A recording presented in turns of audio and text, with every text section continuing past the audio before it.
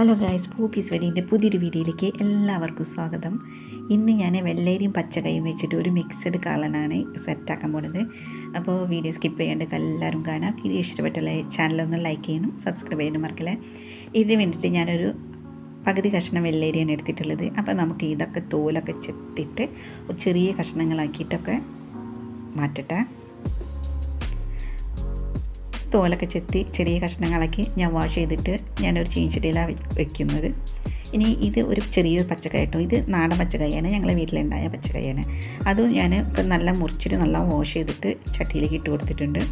ഇനി ഇതിലേക്ക് ഞാൻ കുറച്ച് മുളക് പൊടി ഇട്ട് കൊടുത്തത്, ഒരു 1/4 സ്പൂണ് ആവശ്യത്തിന് ഉപ്പും ഒരു പച്ചമുളകും കുറച്ച് വെള്ളം ഒഴിച്ചിട്ട് നമുക്കിതൊന്നും വേവിച്ചെടുക്കാം.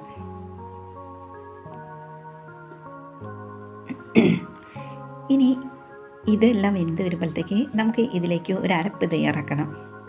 അതിന് വേണ്ടിയിട്ട് ഞാൻ കുറച്ച് തേങ്ങ രാവി എടുക്കട്ടെ. ഇതിപ്പോൾ ഒരു മുറി തേങ്ങയാണ് കേട്ടോ ഞാൻ എടുത്തിട്ടുള്ളത്. തേങ്ങ രാവി കഴിഞ്ഞു. ഇത് ഞാനൊരു മിക്സിൻ്റെ ജാറിലേക്ക് ഇട്ട് കൊടുക്കുകയാണ്. കുറച്ച് മഞ്ഞൾപ്പൊടി ഇട്ടിട്ടാട്ടോ ഞാനിത് അടിച്ചെടുക്കുന്നത്.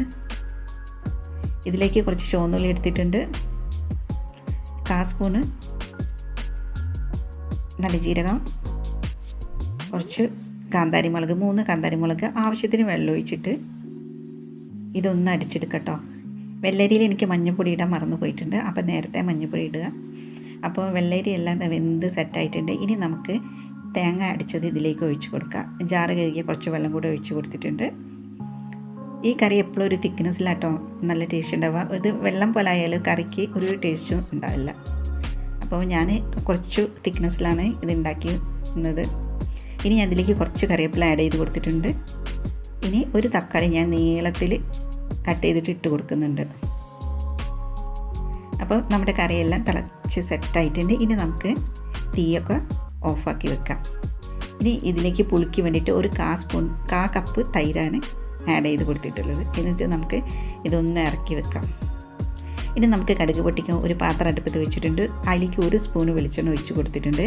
1/4 സ്പൂണ് ഉലുവയും കുറച്ച് കടുകും ഒരു 4 വറ്റൽമുളകും ഇട്ടിട്ട് ഒന്ന് പൊട്ടിച്ചെടുക്കാൻ. ഇറക്കാൻ നേരത്ത് കുറച്ച് മുളക് പൊടി ഒന്ന് കളർഫുള്ളിന് വേണ്ടിയിട്ട്. എന്നിട്ട് നമുക്ക് ഇത് കറിയിലേക്ക് ആഡ് ചെയ്ത് കൊടുക്കാം. അപ്പോൾ നമ്മുടെ അടിപൊളി കാലനതാ സെറ്റായിട്ടുണ്ട്. ഇനിയിപ്പോൾ ഉച്ചൻ്റെ ലഞ്ച് ടൈം ആയിട്ടുണ്ട്. അപ്പോൾ ഞാൻ ചോറ് കഴിക്കാമെന്ന് വിചാരിച്ചു. അപ്പോൾ ഞാൻ കുറച്ച് ചോറ് എടുത്തിട്ടുണ്ട്. ഇതിലേക്ക് ഞാൻ 2 പൊരിച്ചമീൻ എടുത്തിട്ടുണ്ട്. പിന്നെ നമ്മുടെ അടിപൊളി കാളന്, പിന്നെ 2 പപ്പടം എടുത്തിട്ടുണ്ട്. ഇനി ഞാനിത് കഴിക്കാൻ പോവാണ്. അപ്പോൾ ഇതിന് നല്ല ടേസ്റ്റ് കേട്ടോ. അപ്പോൾ ഇത്രയേ ഉള്ളൂ എൻ്റെ വീഡിയോ. എൻ്റെ വീഡിയോ ഇഷ്ടപ്പെട്ടാൽ ഒന്ന് ലൈക്ക് ചെയ്യണം, സബ്സ്ക്രൈബ് ചെയ്യണം മറക്കല്ലേ. അപ്പോൾ നിങ്ങൾ ഇതുപോലെ ഒന്ന് ട്രൈ ചെയ്ത് നോക്കാം. ഇനി അടുത്ത വീഡിയോയിൽ കാണാം.